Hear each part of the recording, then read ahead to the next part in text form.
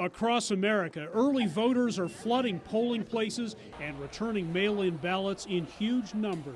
To me, it's one of the most important votes of my lifetime. For election officials, the focus during the pandemic is on making voting safer and easier, which explains this Holland Votes unit, which the Denver Elections Division set up on the University of Denver campus. It's like a 5-minute walk from my apartment, so it's perfect. The 18 to 24 demographic is our lowest voting turnout demographic, so by bringing the voting to them, we're also hoping to get them more engaged in the process. That's always been a big challenge for politicians. Just 46% of 18 to 29-year-olds voted in the 2016 election versus 71% of those 65 and older.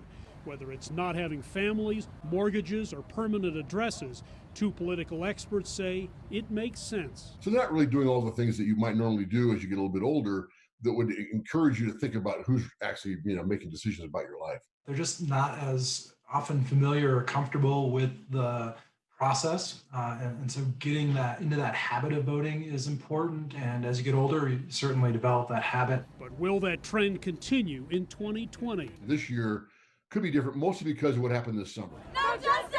Some think the spirit of racial justice protests, in which many young people participated, could carry over to the polls. And just as marriage equality and marijuana legalization energized young voters in the past, issues like climate change, free college, and the Supreme Court may do the same in this election. I feel like everyone I talk to is pretty engaged about it. I think there's more voting this year than last year from my age group because we want to make a change and we want to, have some impact in the world. We need to make sure that the people that we want running our country and the things that are important to us are, you make happen. But the reality is young voters often don't trust and can't relate to older candidates.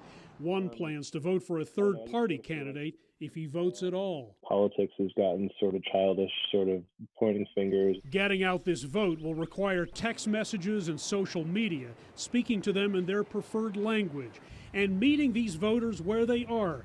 It could make the difference in this election. There's a whole slew of down-ballot races that may be determined by, a handful of votes. Some cast, perhaps, by those who were too young to vote until now. Hendrik Sabrandi, CGTN, Denver.